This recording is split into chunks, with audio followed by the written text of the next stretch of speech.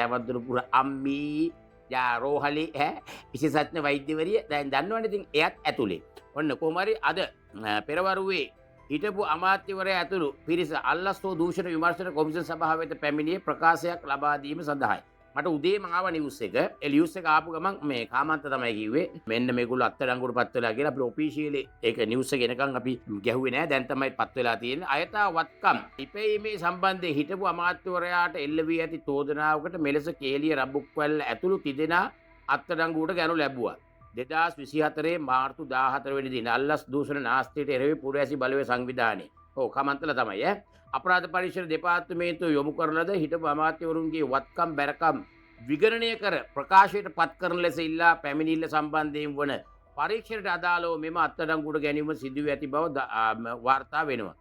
එම වත්කම් බැරකම් විගණනය කළ යුතු බවට පැමිණුණු කෙරුණු ලයිස්තුවේ ඕන් අහගන්න අන්න අනේ මෙන්න මේ අයටත් දැන් රෙද්ද රෙවිලා තියෙන්නේ හිටපු සෞඛ්‍ය අමාත්‍ය තතපාක්වත් වංචා නොකරපු තමන්ගේ අර බිරිඳ ගෙදර ඉන්නේ නැද්දි අනියම් අඹුවත් එක්ක ලේකම්වරියත් එක්ක අර වටේ දිව්වේ හෙළුවෙන් මේසේ වටේ වට පැන කොටු පැන ඇල්ලේ වට ගන්න හොයමින් එතකොට එනවා බිරිඳයාගේ ඒ බිරිඳ ඇවිල්ලා අම්මට අතේ මාට්ටු හෙළුවෙන් ඉන්නකොටනේ කවුද එයා සෞඛ්‍ය අමාත්‍යවරයා වන සෞඛ්‍ය නෙමෙයි ඔහු හිටියේ ගුවන් සේවා අමාත්‍ය කවුද නිමල් සිරිපාරද සිල්වා දැන් ඉතින් අර ඒවා ඒ දවස්වල ලිංගික කටයුතු ගැන ඔන්න දැන් ලස්සනට කටයුතු කරමින් යනවා ඒ වටේරුව එතකොට ඒකට එරෙහිව නෙමෙයි අල්ලස් සම්බන්ධයෙන් එතකොට එලපවුසි අම්මට හුඩු ඒ අනිත් පොර මට මතකයි කොහෙන්ද මොන තෙල් නිදියක් හම්බුණා කියලා පචයක් කරපු පරපවුසියා ඒ තනිකා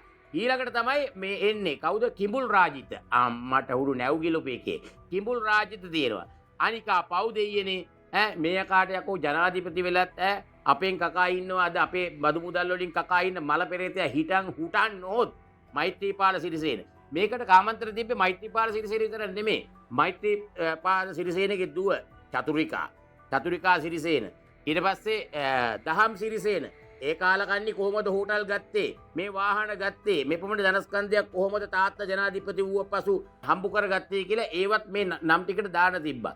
එතකොට අනේ අම්මී කෑ ගැහුවේ අර මුට්ටි පාටි පිටින් ගෙනල්ලා දැම්මේ පාලමුඩට ඇවිල්ලා කවුද? මුට්ටි දැම්මේ කවුද ගඟට? අර මේ සාරිය ඇදගෙන ඇවිල්ලා කවුද කෑ ගැහුවේ? හරි ඊළඟ එක්කෙනා අම්මී පැල්මඩුල්ලෙන් පාච්වෙත්ත ආදරණීය පවිත්‍රා වන්‍යාරච්චි ඔන්න ඔයත් ලෑස්ති වෙලා ඉන්නේ ඊට පස්සේ ඔන්න